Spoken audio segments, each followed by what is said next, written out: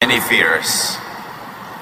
Ano ang kinakatakutan natin na hindi natin makontrol? That's why people sometimes could be afraid when riding on a plane. Because you cannot control the plane. Somebody else is controlling it. Minsan natatakot ang mga taong ospital kasi biglang from being a free person, under the control sila ng mga doktor and other practitioners. Kung anong kakainin nila, anong iinumin nila ay dinidikta ng iba. That's why many people don't want to be in prison because they are not in control of their schedule, their personal lifestyle. Many people are afraid of being under strict authority or in an unknown situation, a new situation, because in all this, we do not have control or we have very little control. People fear losing control of their lives, of their affairs, activities, and their decisions. Kaya yung isang mayamang lalaking gustong sumunod sa Panginoon, nung sinabihan siyang, ibenta mo ang iyong kayamanan at ibigay mo sa mahihirap at sumunod ka sa akin, hindi niya nagawa. Meron siyang kinakatakutan. Natatakot siya to lose control of his wealth. Because money can control many things, he did not want to lose his money. Kaya maraming taong gustong yumaman, kasi pag mayaman ka, marami ka nakokontrol ng tao, bagay, sitwasyon, wealth, and power to control, so why lose it? 1 Samuel 28, 5 to 7. When Saul saw the Philistine army, he was afraid. He inquired of the Lord, but the Lord did not answer him by dreams or Urim or prophets. Saul then said to his attendants, "Find me a woman who is a medium so I may go and inquire of her." Si Saul, dati pag may gusto siyang itanong sa Diyos, tinatanong niya through prophets and through dreams, nakakausap siya. Pero ngayon, tahimik ang Diyos, pupunta siya sa gera, hindi niya alam kung anong gagawin. He was not in control because he did not know the situation. Kaya ang mga sundalo, ang mga army, ang mga gobyerno, they spend a lot of money on intelligence gathering, on espionage, because when they know the facts, they are in control. But Samuel was not in control because he did not know the facts. And he was very, very afraid. He even went to a wrong consultant just to know what he needed to know. Ezra 4, 4 to 5. The peoples around them set out to discourage the people of Judah and make them afraid to go on building. They hired counselors to work against them and to frustrate their plans. So ang mga taga-Judah gustong buuin uli ang templo, yung mga paligid at pader ng templo, pero natatakot yung mga tao sa paligid na pag lumakas uli ang Judah, baka pati sila makontrol. So in-influence nila ang mga tao sa Judah na huwag ituloy ang kanilang plano. The people were given misinformation and false news, therefore discouragement, which was in effect a negative control. And the result, Ezra 4:24, thus the work of the house of God in Jerusalem came to a standstill. Because of false news, hindi natuloy ang paggawa ng templo. Because control of people's minds means control of their bodies. Kaya dapat nakikinig tayo sa taong dapat pakinggan at hindi natin pinapakinggan yung hindi dapat pakinggan. Pinipili ang pinapakinggan. Oras na ang bulong, salita, diwa ng isang tao ay nakapasok sa iyong tenga, papasok sa iyong brain, at na-influence ka, susunod na yung katawan mo. Nakokontrol ng kapwa ang yung katawan by controlling your mind, by controlling the information you get or the misinformation fed to you. Kaya nakakatakot makinig sa mga taong hindi reliable kasi baka ka mapahamak. Because they take control of you, not you controlling yourself. Matthew 2, 1 to 3. When Jesus was born in the village of Bethlehem in Judea, Herod was king. When King Herod heard about this, he was worried, and so was everyone else in Jerusalem. King si Herod, may ipinanganak na King of Kings, si Jesus. At hindi niya alam kung ano mangyayari pag lumaki ang batang ito, ano mangyayari sa kanyang sariling trono, so natakot siya. Because to be king, you are in control. But when there is another contender to the throne, when there is another king, there's a threat. The result, Matthew 2:16, Herod gave orders for his men to kill all the boys who lived in or near Jerusalem. This is people People fear losing control, so fear makes people do crazy things. Kuminsan, meron kang asawa, gusto mong kontrolin. And sometimes you can do crazy things para lang makontrol siya. Nagagawa mo sa boyfriend, sa girlfriend, pag-control sa anak, pag-control sa mga tauhan, pag-control sa mga kakilala. Marami kasing tao, hindi sila aware that because they fear so many things, they like to control everybody and everything para sila matahimik. Because they think that only when they put people under control can they be safe or can they be happy. But when we fear losing control or when we like to control too much, we can do many foolish things. That's why it is important for us to understand the dynamics of fear of losing control. Because sometimes the very effort at controlling gives a lot of backlash. Na ang balik nito, ang buwelta sa buhay mo, mas nakakatakot pa kaysa sa original mong kinakatakutan. People na aangkinin. Hindi siya nakakatakot pakinggan kasi hindi kanya kokontrolin. Pharisees do control people. Yung babae na natagpuan ng Panginoon sa tabi ng balon, sabi ni Lord, alam mo, meron akong pwede ibigay sa iyo na living water. Minsan lang kita bigyan, hindi ka na mauuhaw ulit. John 4:13-14, everyone who drinks this water will get thirsty again, meaning the water in the well.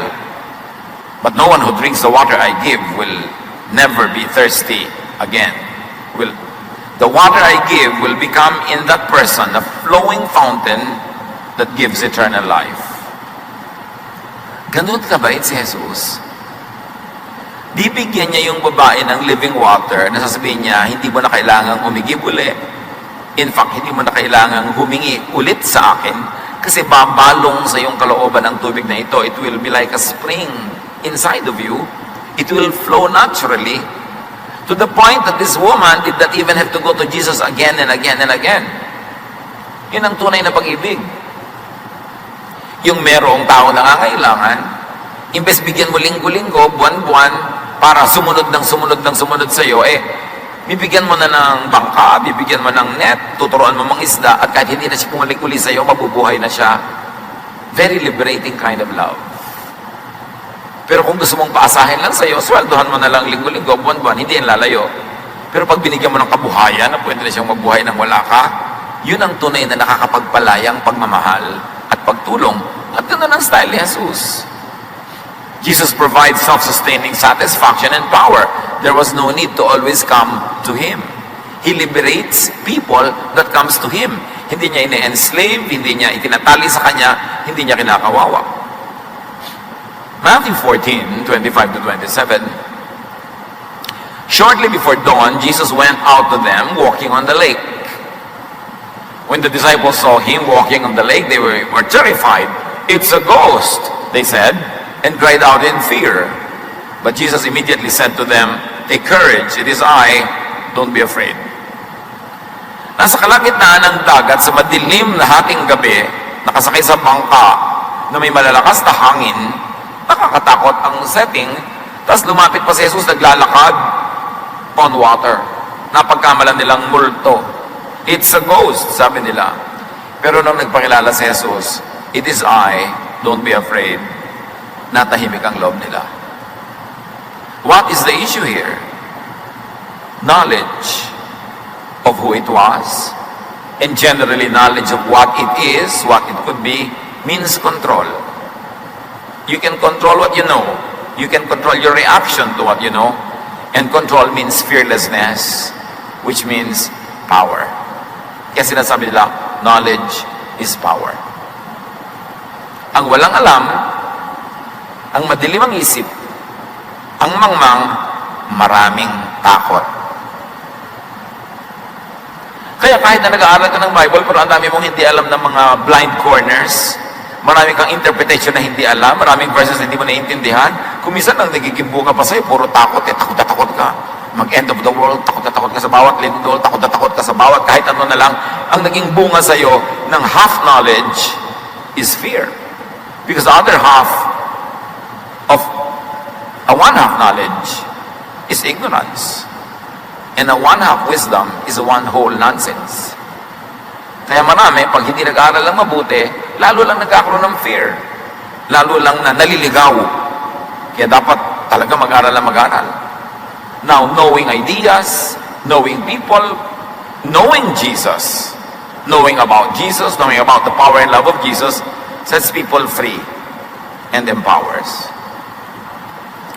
Ang tunay na pagkakakilala kay Jesus, nakakapagpalaya, hindi nakakapagpatali. Pagka si Jesus ay parang nakilala mo sa Biblia, sa mga kwento, sa mga aral, sa mga preaching and teaching, tapos ang nagiging bunga, natatali ka, nagagapos, lumilit ang mundo mo, kumikitid ang iyong isip, lumilit ang mga options mo sa buhay, nababawasan ang iyong kasiyahan, ang iyong fulfillment, maling pagkakilala yun. Dahil ang tunay na pagkakilala kay Jesus, ang tunay na mabuting pagbabasa ng Biblia, pag-aaral ng mga bagay na spiritual, ang nagiging bunga, nawawala ang iyong mga fear at nagkakaroon ka ng kapayapaan, kasiyahan, katahimikan. Pero bakit ang dami nag-aaral ng Biblia, puro na lamang takot sa end of the world ang laman ng utak, takot na lamang pag tumingin sila sa katasa, may nandun ang demonyo, pag tumingin sila sa buhol-buhol na pansit, nandun si Satanas, laging nakakakita ng mga takot, yung laging may mga worries, kung ano-ano, maling pagkakilala sa Diyos. Sabi ni Jesus, "It is I, do not be afraid." At dumakilala nila at nalaman nilang si Jesus yun, na tahimik ang kanilang loob. Bakit pwede mo ipagkatiwala kay Jesus ang lahat? Because He died for us. Because He is the Son of God. Because He is the greatest of all power, the King of all kings. And when Jesus says, "My peace I leave with you, my peace I give to you," it means you can have peace by one, using your God-given ability to know what you can know so that you will have power to control a situation that is beneficial to you. But knowing Jesus also means trusting Him for everything else that you cannot know at the moment. You don't know, but God knows. And God loves you. And that God has a plan for you, and you can be at peace. Jesus gives people control over their lives, of their affairs, their activities, their decisions. Yung isang tao na tinirahan ng maraming demonyo ang kanyang katawan nung pinalaya ni Jesus, sabi ng tao, "Susunod na lang po, sasama ako sa inyo." Kasi ganun yun eh. Pag ikaw'y alipin, binili kita, pinalaya kita, sa kanya, hindi ka na alipin, pero alipin na kita. Lumipat ka lang ng amo. So yung taong tinirahan ng masasamang espiritu, naalipin siya ng mga demonyo, ngayon pinalaya siya ni Jesus, feeling niya, duty niya na sumunod kay Jesus. Sabi niya, "Sasama na lang po ako sa inyo. Total, pinalaya niyo ako." Mark 5:18-19. When Jesus was getting into the boat, the man begged to go with him, but Jesus would not let him. Instead, He said, "Go home to your family and tell them how much the Lord has done for you and how good He has been to you." Hindi inalipin ni Jesus, hindi niya pinasunod sa kanya. Jesus did not exploit the man's excitement and faith in Him. Because Jesus set people free from control of demons, from control of the Jewish law, from control of the teachers of the law, from control of the Pharisees.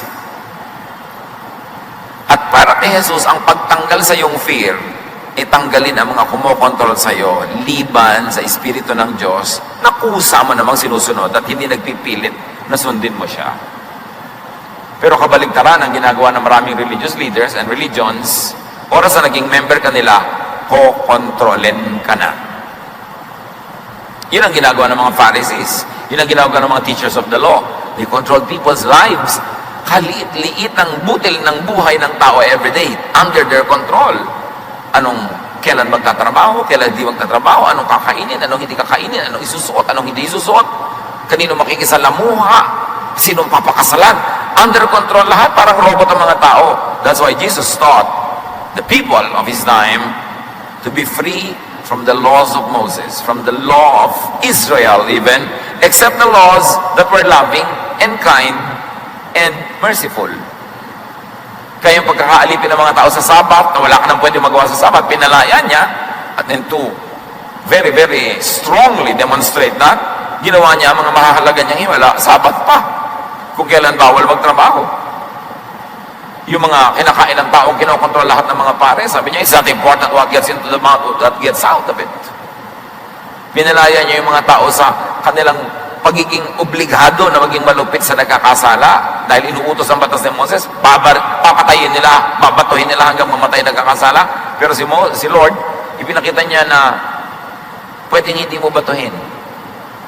Ang totoo, the people were obligated by law to stone this adulterous woman to death. Parang may kasalanan na sila pag hindi nila binato.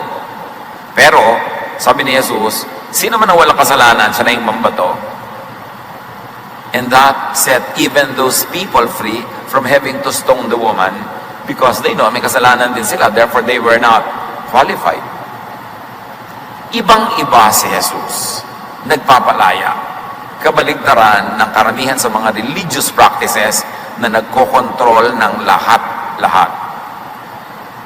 Kaya tuloy takot ka sa pastor, takot ka sa iyong Bible study leader, takot ka sa iyong choir director, kasi puro bawal at puro mga kalupitan. Pero hindi ganun. Dapat matapat ka sa ginagawa mong ministry, matapat ka sa pagkanta, sa pagtugtog, hindi dahil natatakot ka sa kapwa mo tao, kundi dahil mahal mo ang Diyos, na pinaglilingkuran mo, na alam mo, pag nagawa mo ng mabuti ang iyong ministry, maraming makikinabang, matututo, magigising, magkakaroon ng kaliwanagan, and God is glorified, and people are helped. That's why you are faithful to your ministry, not because of fear. Matapat ka sa iyong asawa, hindi dahil lang takot ka mabisto, dahil mahal mo ang Diyos, at dahil inutos ng Diyos na mahalin mo yung kapwa, minamahal mo ang iyong asawa, ang kanyang dangal, ang kanyang reputasyon, ang kanyang emotion, ang kanyang feelings, kaya nananatili kang matapat, hindi sa takot, but because of love. Hindi ka gumagawa ng user-friendly. Ang tanong, mga kapatid, who and what do you fear? Know who and what you fear. And know enough not to be afraid. To be in control of yourself.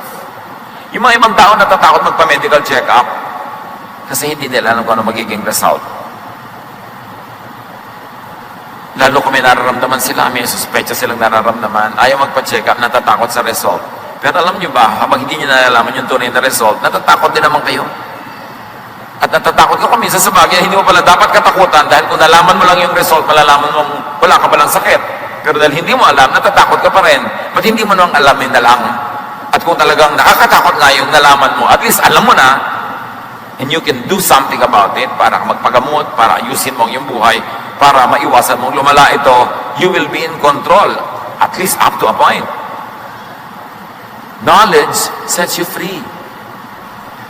Kung nag-aalala kayo na meron kayong malalaman na karamdaman, kaya ayaw nyo magpa-check up, lalo kayong dapat magpa-check up para malaman nyo. Kasi pag alam nyo na, malalaman nyo kung anong dapat yung gawin. Ang pinakamalungkot sa lahat ay yung natatakot ka na malaman mo ang isang bagay na pag nalaman mo pala, hindi naman nakakatakot. Dapat inalam mo na lang agad para natanggal na yung takot mo. At kung nakakatakot na yung nalaman mo, alam mo na ang gagawin, it is always better. Control what you can. Control what you may control. Siyempre, pagka ikaw yung manager, dapat may control ka sa mga tauhan mo. Alam naman, kanya-kanya na lang sila ng gagawin. Pero, yung control na, alam mo, dapat hanggang saan lamang. Magulang ka, dapat may control ka sa iyong sambahayan, sa iyong mga anak. Pero, alam mo, dapat kung hanggang saan lang yon, hanggang dapat lang na kailangan para yung pamilya nyo manatiling buo at ligtas. Pero may mga bagay na ibinibigay mo ng mga kalayaan, maging sa iyong anak, maging sa iyong tauhan, maging sa mga taong pinapakain mo, hindi mo sila kinokontrol buong buo dahil hindi ganun ang style ni Jesus. Ano ang dapat nating nakokontrol para nababawasan ang mga fears natin sa buhay? Control your health. Up to how much you can control it. Yung worried ka ng worried, diabetic ka, tapos hindi mo kontrol ang kakakain mo ng kimpal-kimpal na asukal. Yung alam mo, diabetic ako, pero subo ka ng subo ng leche plan. Tapos nag-aalala ka, ano, nakinaramdaman ko, control your health. Para mabawasan ang iyong fear. May kaya ka namang kontrolin eh. Yung hindi mo makontrol, ipa sa Diyos mo. Pero yung makokontrol mo, kontrolan mo yan. Control your finances. Bakit tayo maraming fear tungkol sa pera?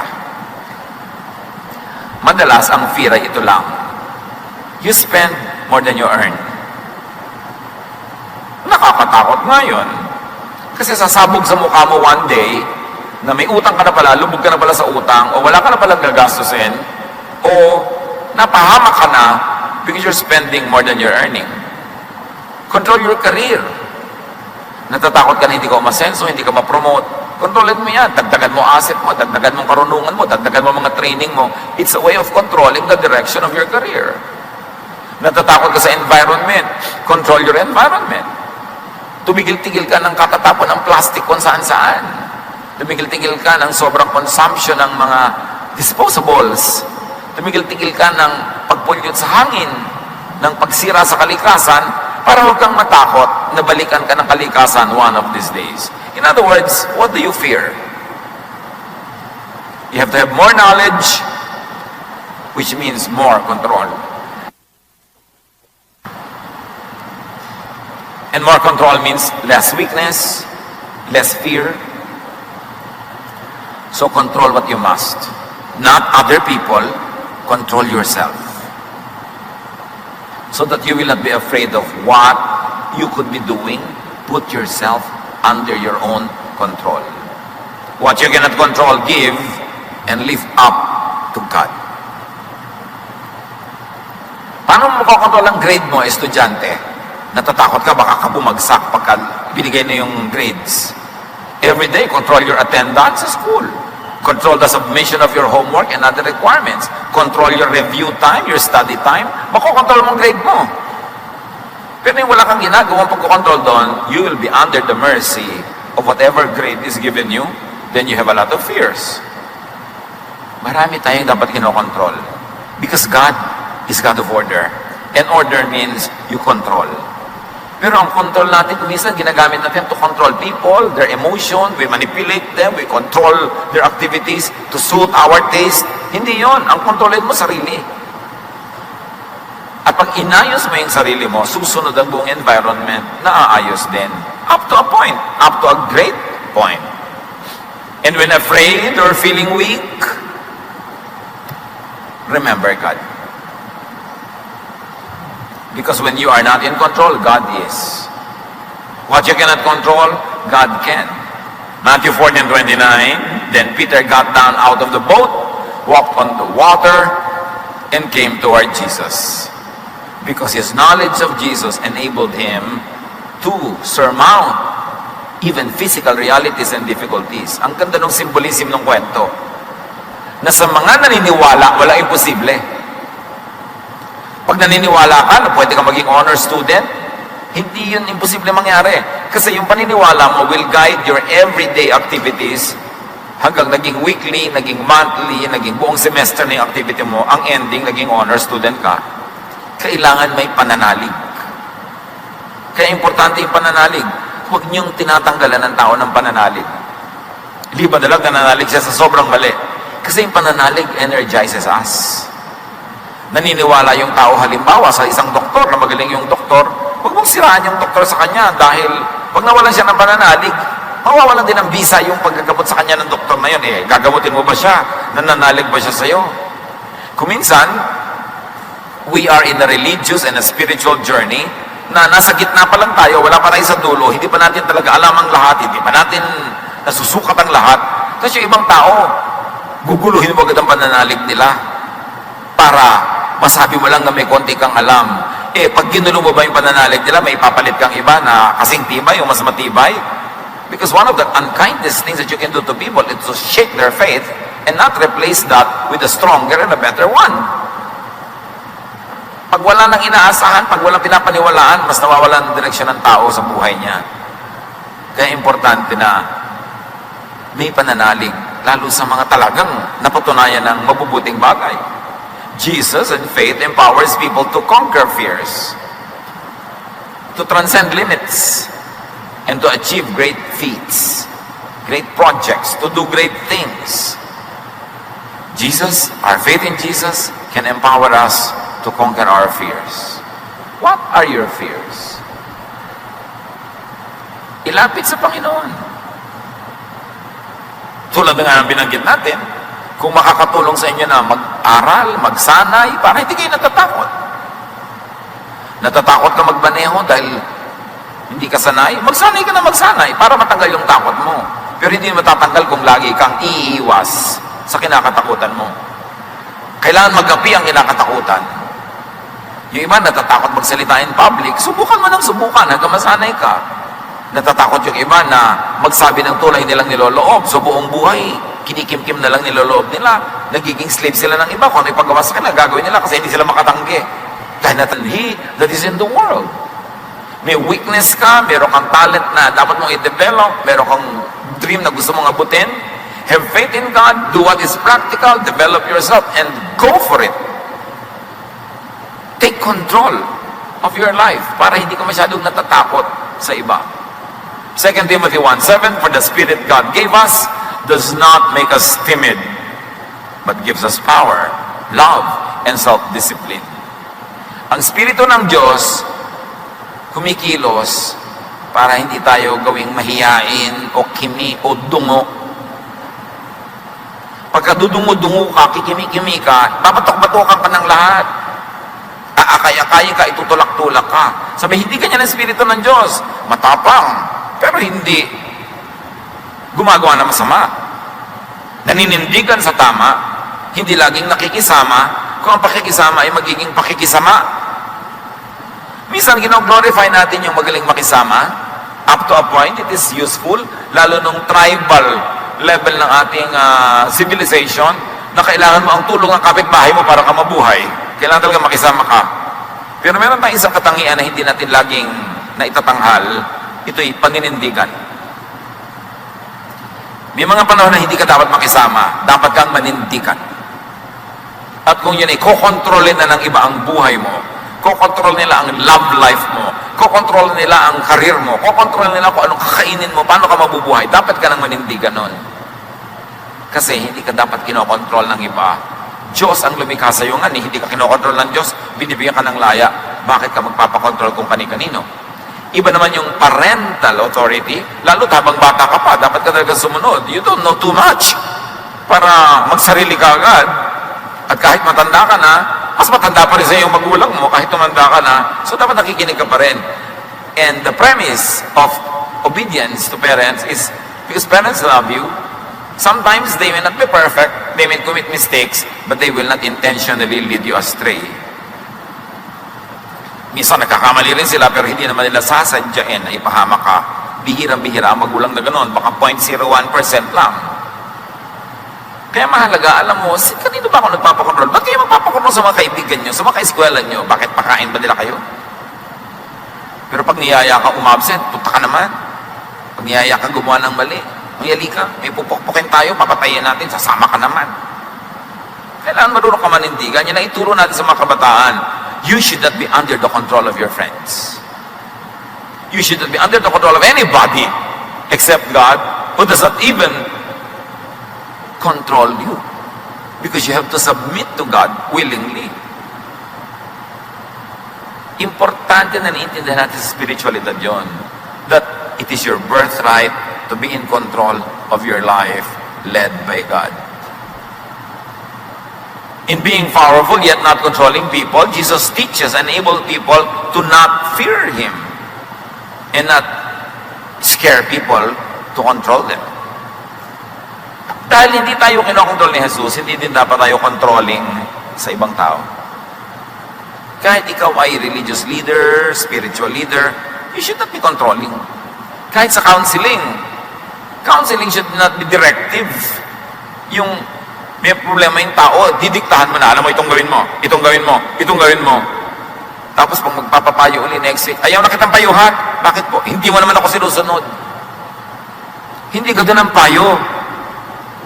Pag nagpapayo ka sa tao, parang magulo yung buhok niya, sinusuklay mo lang para maintindihan niya kung alin ang mahaba, alin ang maiksi. Para maayos niya yung buhok niya.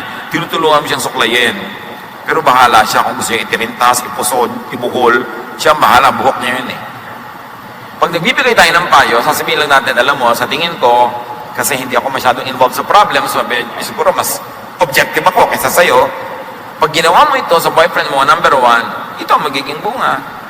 Number 2, itong ginawa mo, ito ang magiging bunga. Number 3, itong ginawa mo, ito ang magiging bunga. So, Pumili ka kung alin ang gusto mong gawin. Counselor, hindi mo sinasabing gawin mo yung to. Kung hindi mo gagawin, huwag ka nang babalik sa akin. Dictation yun. Hindi yun counsel. Marami pa namang tao pag nagiging relihiyoso, ang nagiging tendency to control others. Yung, oy, ba't ganyan ang suot mo? Hindi yan sinusuot ng Christian. Anong pake mo? Sinusuot ng kapwa. Diba? Lalo't hindi naman inagaw sa sampayan mo yung suot niya. Pwede kang mag-suggest kung nagtatanong, uy, bakit ba ako hinahabol ng mga lasing pag ganito ang naglalakad ako? Eh kasi naman, ang damit walang tansan, syempre, habulin ka ng mga lasing sister. Bakit di mo subukang takpan-takpan ng konti ng salompas ang iyong mga anatomy para medyo conservative ka naman? Bakit band-aid lang ang takip? So, bibigyan mo ng choices, pero hindi ka nagdidikta dahil Christian ka, dahil Bible study leader ka, dahil sister ka in the Lord. Pinapakialam mo na yung buhay ng may buhay. Jesus sets free. Why are you controlling people? Bibigyan mo lang sila ng kaliwanagan. Ito ang sabi ni Jesus, ito mga option, ito mga pwede natin gawin. But the obedience is up to them. Kahit mga preachers and teachers, you preach, you teach in the best of your knowledge.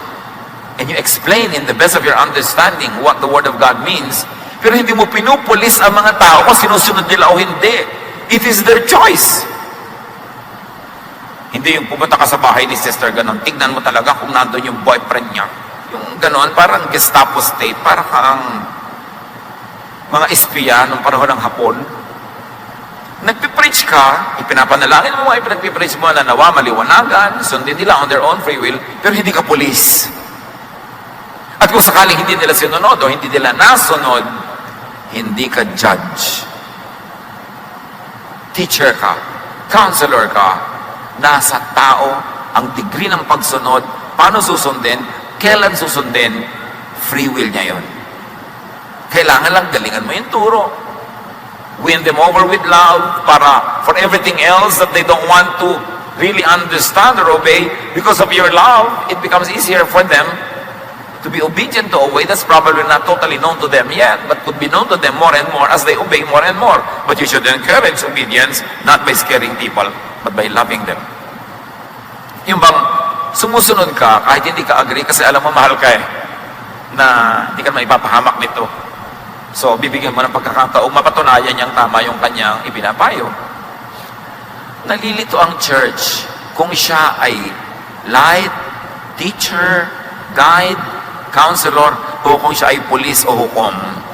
Kaya ang linaw-linaw ng turo ni Lord, do not judge others. Just love people. Give them the privilege to obey from their own free will and volition. Because it is much more joyful to do something when it comes from within your heart. But teach them, guide them, pray for them. Afraid. 1 John 4:18, there is no fear in love, but perfect love drives out fear. Because fear has to do with punishment. The one who fears is not made perfect in love. So dapat gumagawa ka ng mabuti, hindi dahil takot ka sa parusa, kundi dahil mahal mo ang Diyos, alam mong mahal ka ng Diyos.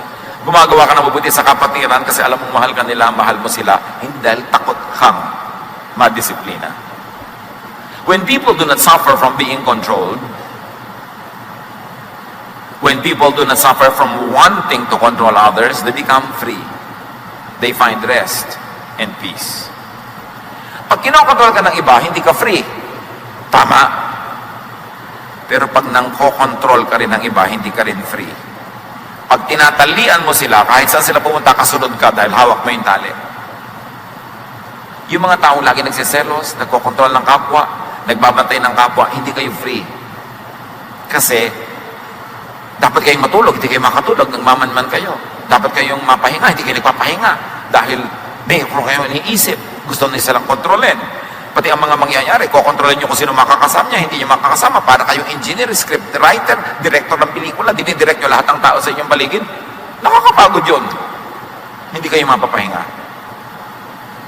Kaya kung meron kayong loved one, meron kayong papa na kailangan nyo pang bantayan, pawalan nyo na lang. Kasi yung dapat bantayan, pag hindi kayo nakatingin, pagwawala din yun. Hayaan nyo siya. Kaya nga sabi, if you love something, set it free. If it comes back, it is yours. If it doesn't come back, it never was yours. Kaya kung meron ka diyang loved one na nandyan lang dahil nakabantay, marino ka, it's not worth it. Bawalan yun, nakakapagod yun. Dapat hindi ka habol ng habol. Dapat, kusa siyang pumupunta sa'yo. Mapapahinga ka. Doon ka lang mapapahinga pag hindi ka nang kokontrol ng iba. Yung kailangan mo pang kunin yung SIM card niya, yung kanyang password, tapos para kang detective na nakabantay sa lahat ng mga post niya, nagla-like sa kanya, may 100 siyang friend, lahat tinitingnan nyo, minamanmanan nyo. Hindi kayo free nun. It's not worth the relationship. It's not worth it. Na napapagod kayo, napupugayat kayo ng kababantay, kapipigil. No! Hindi yung style ni Jesus. You don't become free that way. John 14:27, peace I live with you, my peace I give to you. I do not give to you as the world gives. Do not let your hearts be troubled and do not be afraid. So you see, ang peace nandun lang sa setting people free and being free yourself. Yung kailangan mong hulihin, bantayan, itali, ikulong is not worth it. Huwag na lang. Get freed from your personal demons. Marami tayong mga takot, marami tayong mga fear, only because we like to control. Let go. Relax. Yung mga sobrang nagpapasikat, yung meron kang birthday, gusto mo perfect na perfect ang lahat kasi magpapa-impress ka sa lahat ng bisita, nakakapagod yun. Yung babayad ka pa ng mga sikat para umaten, para mapag-usapang may sikat na umaten sa iyong event, wag na lang, kung sino talagang willing pumunta para hindi ka pagod. Importante yun. What is freedom and choice to control personal life? Give people choices, give people freedom. Nakakapagod yung binabantayan, nakakapagod din ang magbantay. Dapat, pahinga ka. Kung ayaw niya sa'yo, huwag mong pilitin. Pag lumuwag-luwag yung tali mo, aalis din yun. So ngayon na, kaysa bukas. Iiwan ka pa rin pala next week. Hindi ngayon na, para mag-start ka na makamove on. Huwag mo siyang pigilin. Matthew 6:24, you cannot be the slave of two masters. So kung nasa Diyos ka, dapat free ka from satanic control. Dapat hindi ka nagpapadeceive that you get into the business of controlling others and being controlled by others. John 8:11, Jesus told her, this is the woman caught in adultery, who was accused by everybody. I am not going to accuse you either. You may go now, but don't sin anymore. You see si Lord? Kaya siya nakakapahinga, nakakatulog kahit may bagyo eh. Kasi hindi niya minamanmanan ang lahat ng tao. Sabi niya, hindi ka ba nila in-accuse? Nawalan sila ng lakas ng loob. Ako na hindi kita i-accuse. Then pareho tayong relax. Umuwi ka na. Huwag ka na magkasala. Ayusin mo yung buhay mo. Yan sinabing, bukas siya, tsakin kita ha. Kasi mahirap yun sa kanya at mahirap dito sa tao. Judgment means control. Pag ikay niya na-judge ng sino man, under control ka. Kaya kung sasali ka ng beauty contest, ang judges hahanapin 36, 24, 36. Slave ka nila. Hindi ka makakain na gusto mong kainin. Hindi mo gagawin mo kasi kailangan sundin mo yung standard nila. Because judgment means control. Pagka yung mga taong kasama mo, ginadjudge ka sa suot mo, sa kinakain mo, nakokontrol ka nila para huwag ka nila pagalitan, huwag ka nila pagchismisan, nagpapakontrol ka kahit ayaw mo. Kaya ayaw ni Lord ng judgment. Kasi gusto ni Lord ng mga tao may laya. Forgiveness is freedom. Kaya si Lord forgives. Dala niyo sa kusina where women belong. Sabi ni Jesus, well, Mary has chosen the better thing. It will not be taken away from her. Pinalaya niya mula doon sa atin na gusto siya lagi isubsob sa kawali. Gusto niya mag-aral. Yung mga babae na pinalaya ng Panginoon, sinusundan siya hanggang Jerusalem. Pinalaya niya mula sa household duties. Para magawa rin nila yung tawag sa kanila ng Diyos, yung calling sa kanila ng Diyos. Yung mga tinitira ng demonyo na nakatira sa kuweba, pinuntahan niya, pinalaya niya, nakauwi sa sariling bahay. Yung babaeng Samaritana na umiigib sa tanghaling tapat sa pag-iwas sa mga chismosa sa bahayan niya, kasi paghapon, nandun na lahat ng chismosa sa balon, pupunta siya tanghaling tapat para walang tao. Pero nung pinalaya ni Jesus, binigyan ni Jesus ng self-worth, ng realization, siya pa ang pumunta sa mga kapitbahay. Sabi niya, ay alam niyo, May namit ako, ang galing ha. Ito na yata yung Messiah. Halika kayo, pakinggan nyo. Si Jesus nagpapalaya, hindi nagkukulong. Sadly, many religious teachings nagkukulong imbes magpalaya. Baligtad. To oppress people who are impaired by sensory laws, Jesus gives the power to be free, to live life to the fullest. Minsan ka lang mabuhay sa mundong ito. No matter how much you believe in eternity and how long eternity will be, minsan ka lang dito. Huwag mong sayangin. Lasapin ang dapat lasapin, kainin ang dapat kainin, gawin ang dapat gawin, alamin ang dapat alamin, and when you die, meet your Creator. But while you're still here, don't waste your time. Don't waste your life in slavery. You have to be free. Ano man ang kahulugan sa inyo ng freedom na yon, kayo ang mag-isip. Ano man ang tumatali, pumipigil sa inyo na maging kung ano talaga ang tawag sa inyo ng Diyos, kayo'y maging kayo, ano man yon, you have to be free. Hindi kayo nilikha ng Diyos para maging alipin o ari-arian ng sino man o ano man. This freedom, this is self-control, and this is the good news of the gospel. Ano ba ang number one na tumatali sa mga Israelita? The laws of Moses, the laws of Judaism, the laws of Israel. Doon pinalaya. Sabi niya, hay, kalimutan niyo lahat ng command. Isang command na lang ibibigay ko sa inyo. Ito yung time niyo sa utak niyo. Love. Yung mga command na hindi loving, oppressive, nakaka-enslave, nakakasakal, padaanin niyo sa aking turo na love. Pag hindi loving, pwede niyo na isang tabi, hindi niyo na dapat obligahin ang sarili niyo sundin kasi hindi naman loving. Hindi kayo napapabuti. Yung mga Pharisees na yan, mga teacher na yan, sabi ko lang, tingnan nyo sila. Hindi naman nila ginagawa ang tinuturo nila sa inyo. Tapos pakinig kayo ng pakinig. Pinalaya ni Jesus ang mga tao mula sa law. Kasi yun ang opresor sa buhay nila noon. Sabi niya, come to me all of you who are tired and heavy laden, and I'll give you rest. Only in freedom.